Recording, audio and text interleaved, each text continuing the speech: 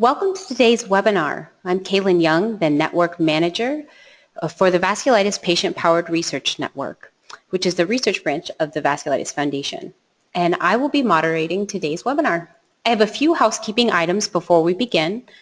So first, please ensure that your phone is muted. Everyone should be muted already, but just to make sure, put yourself on mute and ensure that you click full screen in the upper right-hand corner in order to capture the optimal screen resolution for today's presentation. We ask that you please hold your questions until the end of the presentation, at which time we will open the question chat pod, and you may submit your questions using the navigation bar on the right-hand side of your screen. Additionally, today's webinar will be recorded and it will be available on the VF website. So thank you for joining the Vasculitis Foundation's Roadmap to Wellness webinar. I'm pleased to introduce Dr. Suzanne Wilson, an emergency medicine physician in Milwaukee, Wisconsin, to our webinar. Dr. Wilson received her medical degree from Loyola Stritch School of Medicine in 1985 and has 22 years experience as a residency-trained, board-certified emergency medicine physician in private practice. She also served on hospital committees and the executive committee of ERMED in South Carolina, which provides staffing for the emergency departments of Aurora St. Luke's Medical Center, Aurora West Alice Medical Center, and Aurora St. Luke's South Shore Hospital in the Milwaukee area. Dr. Wilson's 23-year-old son, Ben, has eGPA Churg-Strauss. We believe she brings a unique perspective to this webinar as an emergency medicine physician, as well as being the parent of a young adult with vasculitis. Dr. Wilson? Well, thank you, Kaylin, for that introduction. Yes, as Kaylin has said, I am a board-certified emergency physician, and I've had about 22 years of experience here in the Milwaukee area. I really would like to talk with you all today about the topic of seeking unscheduled medical care. And what this refers to is any kind of unforeseen medical condition that you might have that is over and above your routine care that you get from your doctor. My presentation is really designed to help you as a patient navigate through this process of seeking care for any unexpected conditions. What I'm planning to do is I'm presenting you an outline of how to proceed through the process, and I've left plenty of time at the end of the lecture for any detailed question and answers. I'm hoping that this talk will certainly stimulate some good discussion, and I'm hoping to clear up any misconceptions that you might have about the emergency department and certainly answer any questions that you might have about the ER itself. As Kaylin said, I am a parent of a patient with Churg-Strauss or eGPA. So vasculitis diagnosis has become very important to me for personal reasons. So a little further insight into my interest in the Vasculitis Foundation. So this is a picture of my son, Ben. He was diagnosed actually about 2.5 years ago. And as a result, I have really been on both sides of this medical process. So I hope that I can offer all of you some unique perspective on this issue, both as a parent and as a physician. Now, the topics that we're going to cover today include the following. So where is the most appropriate place to obtain care? Is it the urgent care or is it an emergency department? What should you do before you seek care? How to prepare for the emergency department visit once you've decided that that's where you need to go. Once you're in the ED, what should you expect from that visit? And what are the challenges of an ED visit for a patient with a rare disease like vasculitis?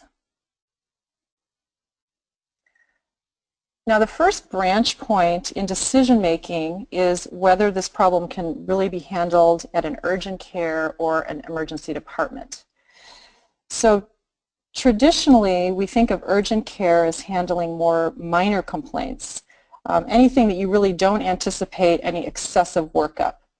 So examples would be an acute injury, such as a laceration that requires stitches, Any minor orthopedic injury, you sprained an ankle, injury to your hand or wrist, you anticipate an x-ray. There's other minor medical complaints that certainly urgent care can handle, and these include strep throat, minor upper respiratory infections, sinus infections, otitis media. If, however, you have a more significant complaint, something that warrants more workup, then really you should be going to an emergency department. So examples of these kind of complaints would include chest pain, shortness of breath, abdominal pain, weakness, or fever. Typically, these complaints will require more extensive evaluation beyond the scope of what an urgent care is used to providing. Now, once you've decided that you need to go to the ED, what should you do prior to this trip? So I think one of the most important things is to try to get a hold of your treating physician. So if that is a rheumatologist, pulmonologist, if you're actually being treated by a nephrologist, or if your primary care doctor is coordinating all of your care, certainly try and get a hold of that person. It's important for them to know what symptoms you're experiencing. Obviously, they know you, they know what your diagnosis is, and they can certainly give you further guidance on what you should do. If, in fact, they feel that you do need to go to the ED, it's very important then for them to call us regarding any specific concerns that they might have. Also, specialists may sometimes have specific testing that they want the emergency department to perform on their patients based on what their underlying diseases are. I will kind of amend that statement with the idea that if it's after hours, middle of the night, and you really just can't get a hold of your doctor in a timely fashion, I would recommend just going to the hospital and not waiting to try and get a hold of your doctor. If it really seems to be an acute problem or something really out of the ordinary for you and you just can't get a hold of your doctor, then certainly by all means just go to the hospital. Ideally, going to the hospital that has all of your records will certainly help with your workup and treatment in the emergency department. So if you're in a community where you've been to a hospital multiple times for your particular vasculitis, there are records in that system, you've had procedures done there, maybe even been admitted there. It's extremely helpful for us in the emergency department if you go to that hospital, because then we can look up your records and it facilitates your workup. Specifically, and this is, I'm addressing now parents of children with vasculitis, it's probably ideal for your child to go to a children's specialty hospital. But if that's really not an option for you, it's certainly appropriate for you to go to your local community ED. The initial workup can be done, any treatments that need to be performed can be done right away, such as breathing treatments, x-rays. Certainly if your child is in pain and needs pain medication, that's also very important to get them to a place where they can get treated right away. If the evaluation is completed at a community hospital and it's determined that your child does need to be transferred to a children's hospital, that can then be directly arranged by that facility. Finally, one other point I want to make on this slide is the idea of really not wasting time researching your symptoms on the internet or trying to seek advice on social media. It's really in your best interest to interact with a medical professional directly. So really relying on the opinion from the general population or the web is really not the same as getting evaluated by a physician and treated directly for your condition. Now, once you've decided that you need to go to the emergency department, how should you prepare for that visit? I would like to say that this topic does include any visit that you would have to an urgent care as well. These things are really important no matter what kind of medical treatment you're seeking. So it's very important to bring a list of your medications, and certainly if you have a list of your doctors and their contact information, that's very helpful. Bringing a list of your underlying diagnoses, and if you have copies of any consult notes, any discharge summaries from prior admissions, certainly bring those things along if possible. I think the most efficient way to manage this is to have all of your information in some kind of a packet that you can just grab and go. So whether you put all of these papers in a folder or in a manila envelope, but just have everything all together ahead of time so that if you are in a situation where you're acutely ill or you need to go to the hospital immediately, you're not digging around in your desk to try to find stuff. It's very helpful for us to have all of this information in terms of your ongoing workup. Along these same lines, I think the idea of a medic alert bracelet is always a good idea. Certainly if you're in a situation where you are unconscious or you're really unresponsive, you can't really tell someone what your problems are, it's really nice to have a medic alert bracelet that clearly identifies what underlying medical conditions you have. Now, once you have decided you're going to the emergency department and you're there, what should you expect from your ED visit? So in general, going to the emergency department, you will probably have a fairly extensive evaluation. And this can include laboratory testing, x-rays, and possibly CAT scans. For example, if you're a patient with Wegener's granulomatosis, we know that these patients often have renal problems. If you present to the emergency department with weakness, certainly lab testing will be done both to check your kidney function, to check your electrolytes, to see if you're anemic. If someone presents with shortness of breath, a chest x-ray probably will be done, both to see if there's any signs of pneumonia or do you have fluid in your lungs. CAT scans are typically ordered for things such as severe headache, which hasn't been previously worked up. Severe abdominal pain, patients may often get a CAT scan of the abdomen to look for causes of the pain. Fever is a really important thing that we worry about in the emergency department, especially patients that are immunosuppressed. There's certainly concern for a serious infection in the face of immunosuppression. As all of you know, vasculitis patients typically are on a combination of medications, prednisone, Imuran, methotrexate, Cellcept, and the biologic agents. All of these can cause suppression of your immune system and therefore increase your risk of a serious infection. So fever will definitely be taken very seriously in the emergency department. We also are concerned for sepsis, which refers to the signs of overwhelming infection in the body.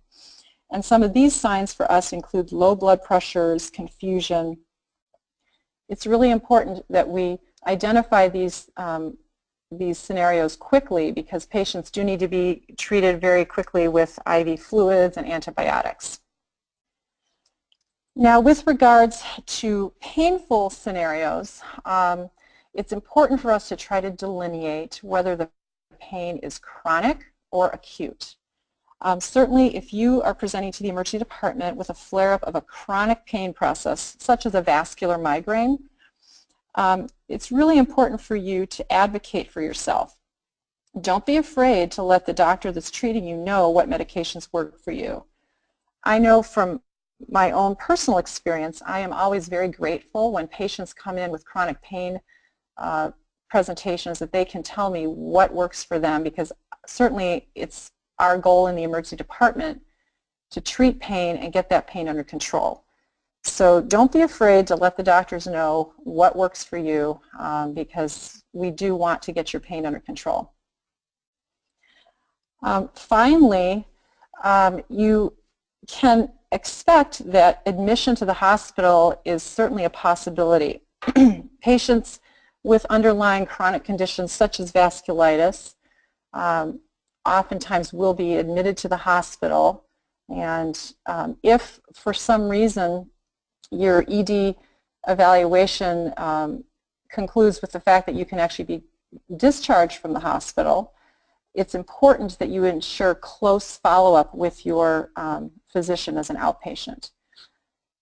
In the scenario where a patient is actually released from the emergency department, most likely the ED doctor will contact your physician just to give them an update of what was done in the emergency department and to ensure that you have close follow-up.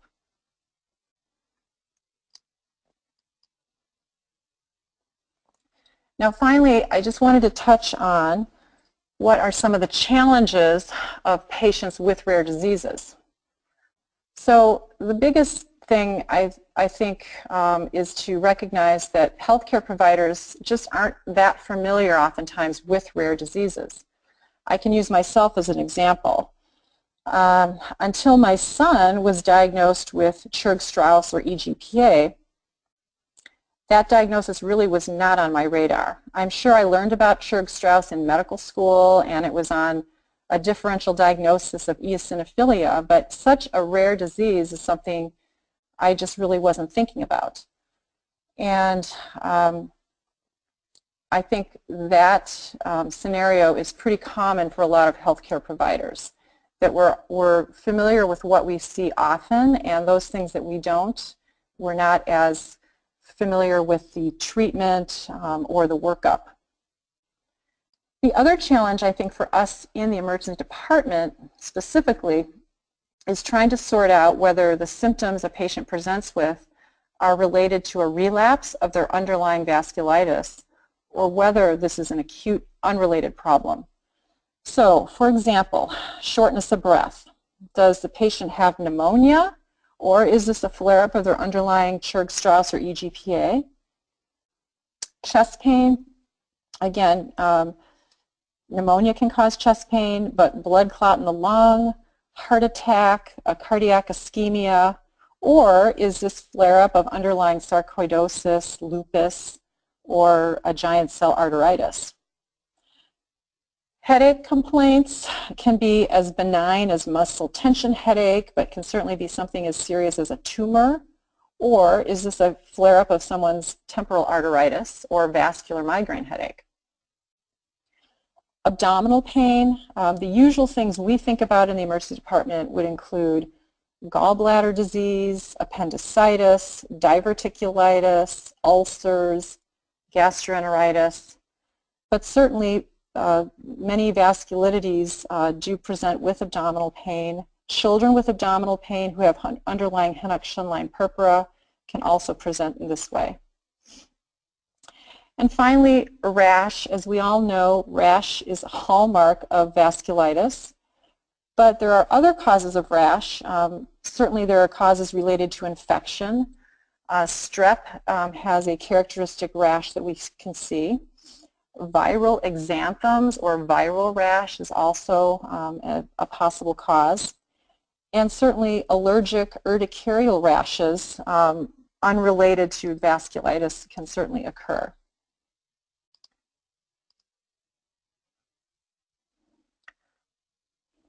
So in conclusion, I just want to again emphasize the fact that vasculitis is a very rare disease, has multiple manifestations, and as a result, it's very challenging for us in the emergency department to work up these patients and to evaluate.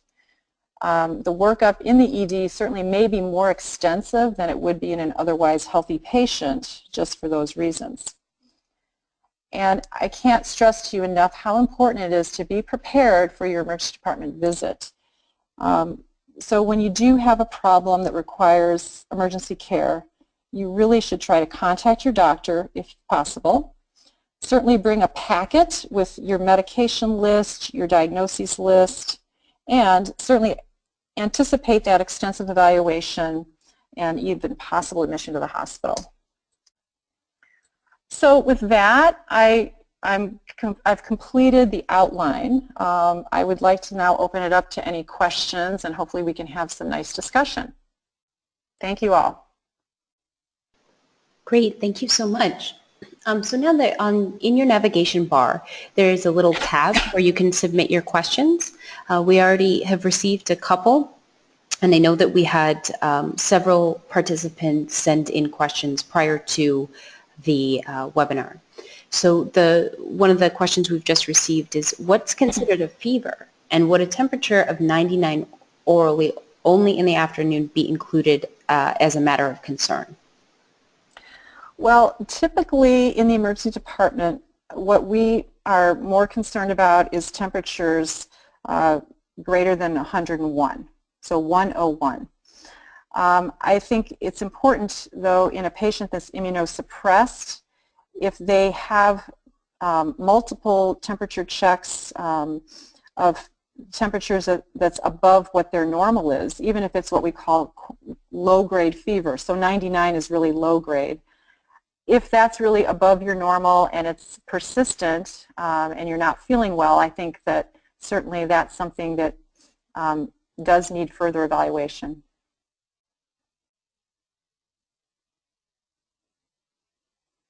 Okay, great.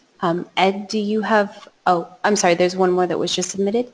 Is there anything we can do at home at the start of a rash to help things from getting worse? Well, again, it depends what is causing the rash. I would say if you're a vasculitis patient and you're developing a rash, I would certainly call your rheumatologist and see what their thoughts are. You know, I'm assuming a lot of people are already on immunosuppressants like prednisone.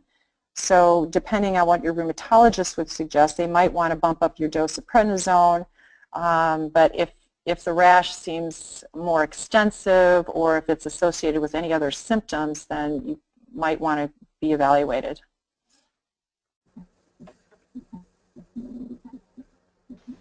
Great, thank you. Ed, did you have other questions that were submitted prior to the webinar?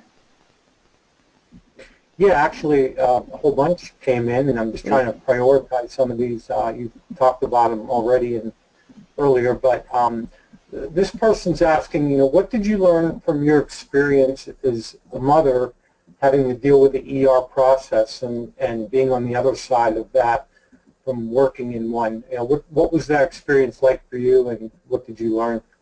Yeah, well, I will tell you it was very stressful because I think, you know, being a physician, I know a lot about medicine, and so seeing what my son was going through, of course, I was kind of anticipating the worst at times and was worried about things that probably the lay person wouldn't necessarily even think about.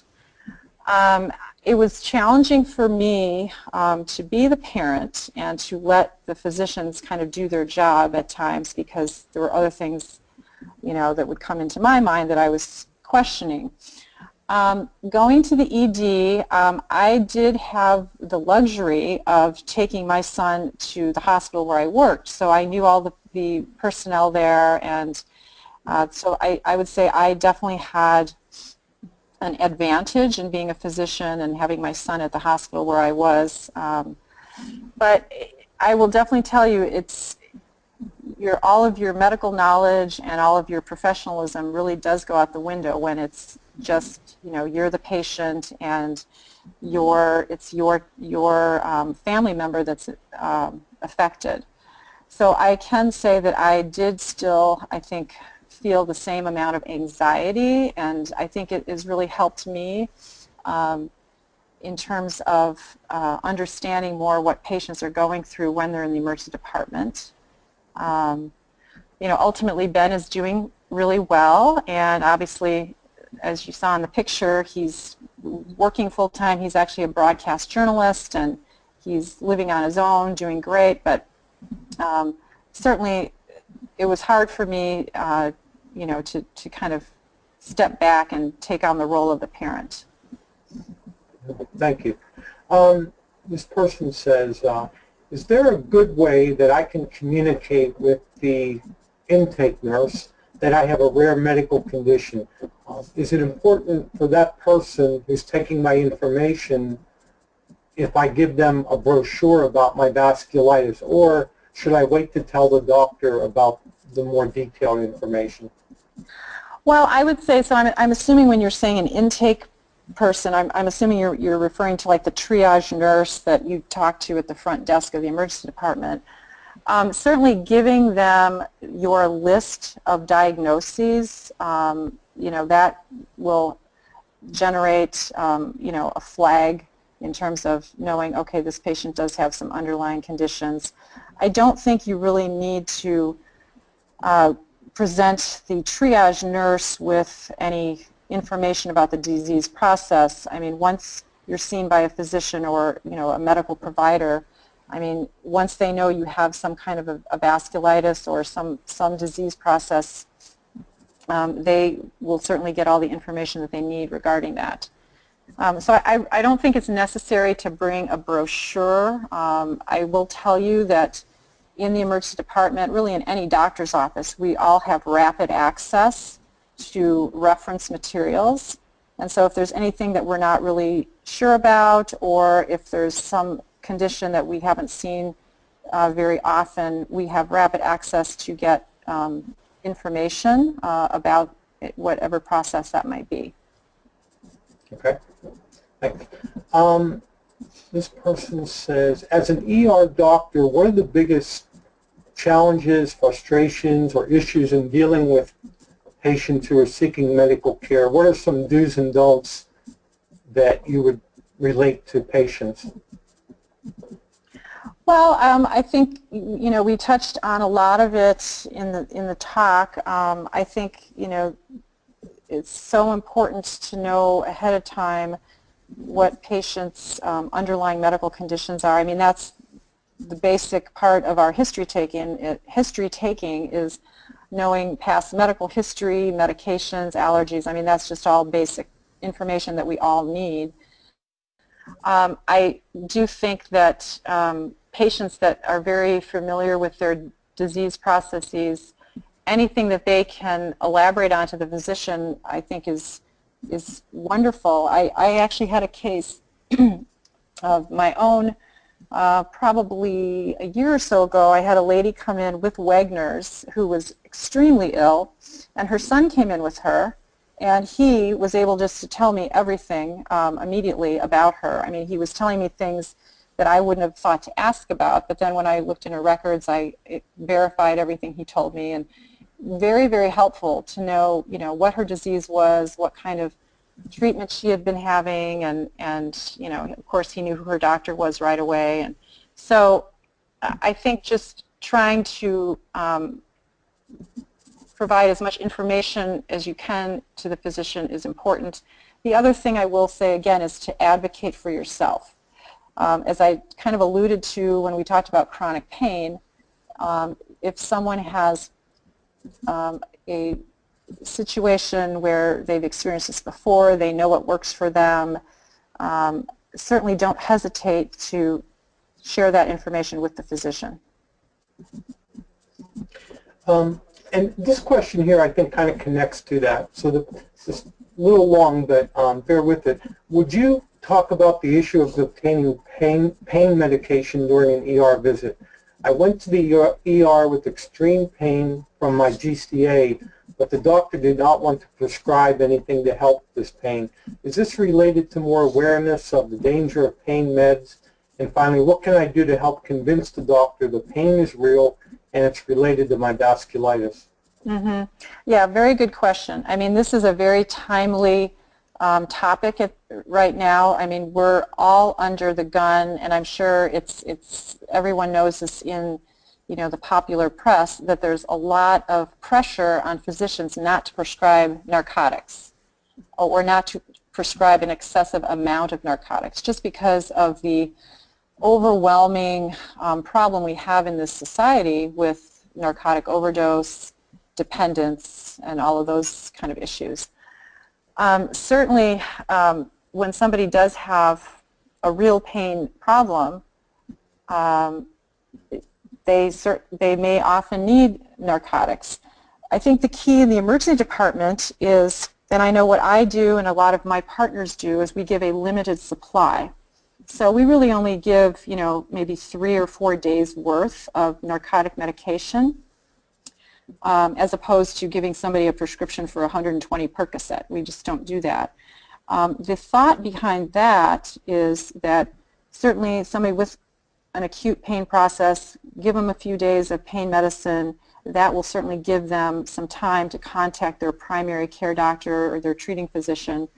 Some patients with recurring severe pain processes are in a pain clinic, and so contacting the pain clinic is also an option. But I think I know I personally have no problem certainly treating someone's pain with whatever they need in the ED, and then if they need to go home with medicine, at least a few days worth of pain medication is certainly reasonable. Okay. Yeah, I'm sorry, one last question here. Would it benefit the Vasculitis Foundation or other organizations to help educate emergency room doctors about vasculitis or to provide some understanding about the disease? Well, yes, I think certainly any education on this topic is certainly very important. I mean, we have lectures all the time, or there's information all the time, educational information all about the latest treatment of heart attacks, of strokes, sepsis, which is overwhelming infection. So certainly getting education about vasculitis and being more aware of it as a potential diagnosis is, I think, certainly a great idea.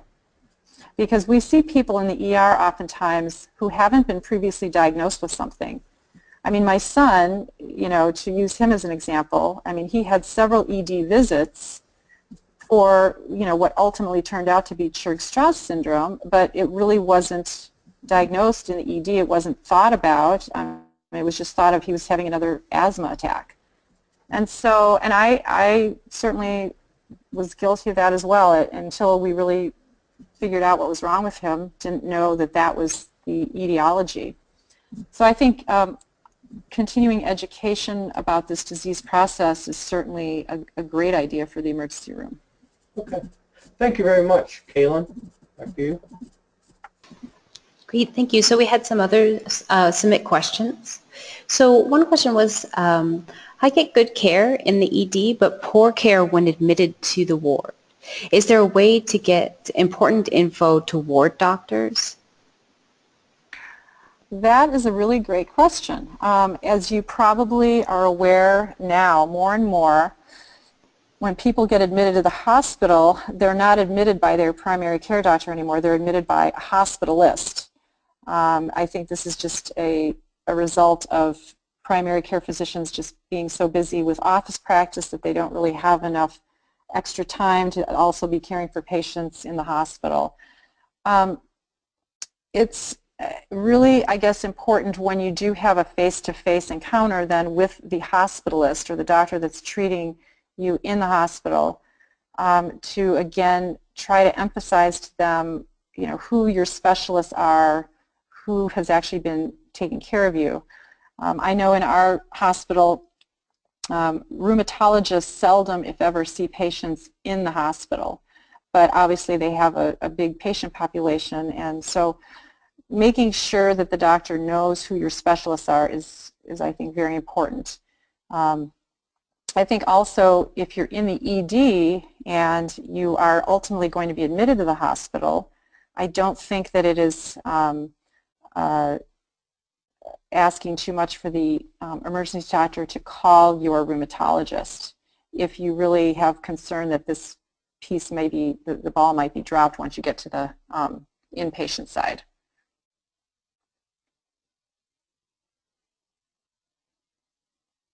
Great, thank you. There was another question. It was submitted and it says, I am a parent of a young adult man with EGPA. Can you give some suggestions as to how severe the symptoms like shortness of breath need to be before going to the ED? Okay, well this is a good question because I can actually kind of speak to this. So as a parent and actually as a physician, before my son was actually diagnosed, the summer he was home with symptoms, I actually had bought at Walgreens, you can just buy in the pharmacy, a pulse ox little machine. It's just a little portable pulse oximeter. And so when Ben would complain to me that he felt more short of breath, or I noticed that he was wheezing a little bit more, I would put the pulse ox on, and that would definitely help to gauge how bad are his symptoms right now. So certainly I would suggest with any of these respiratory conditions getting a pulse ox that you can have at home, and then that can help to guide you in terms of severity. I mean, certainly if the pulse ox in a young healthy guy, pulse ox in the low 90s, that's not normal. Really any of us that are healthy people should have a pulse oximetry reading 95 to 100%.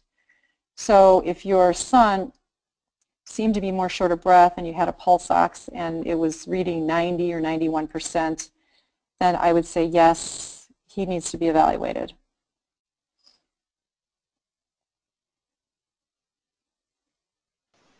Okay, great. So those were the only other questions that we had submitted via the chat box. Ed, if you received any others from our social media or via email? Yeah, one did come in, and I think maybe you may have addressed this earlier, Dr. Wilson, but they're asking, in your role as a doctor, have you ever been involved with treating a patient with a rare disease in the ER, and talk about that experience for you? Well, I think yes, there have been some people that come into the emergency department with quote-unquote rare diseases. I mean, I think back to this patient I took care of who had Wegener's, and she came in with a severe infection. I think she had a severe urinary infection, but she was extremely ill. She had to be admitted to the intensive care unit. So, any time that we have a patient come in with a rare disease and they need ongoing treatment, I mean, we certainly coordinate that with whoever their specialists are, because their specialists can certainly give guidance of what additional treatments they would want to have that patient receive. So, yeah, I mean, definitely there's been cases of things that come in that are very unusual, but we always, treat in conjunction with any specialist that needs to be involved. Okay, thank you. Kaylin?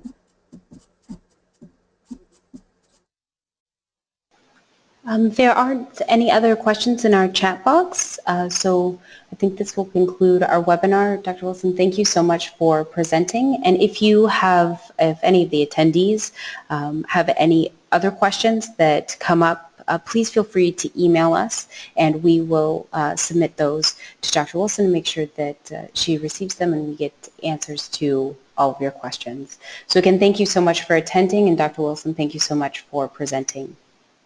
Well, thank you all, and I hope that I've helped to clarify this issue a little bit. But again, as Kaylin said, if there's any additional questions that come up, feel free to send those to the Vasculitis Foundation, and I would certainly be happy to answer anything that I could. Perfect. Thank you so much. We hope you all have a great day.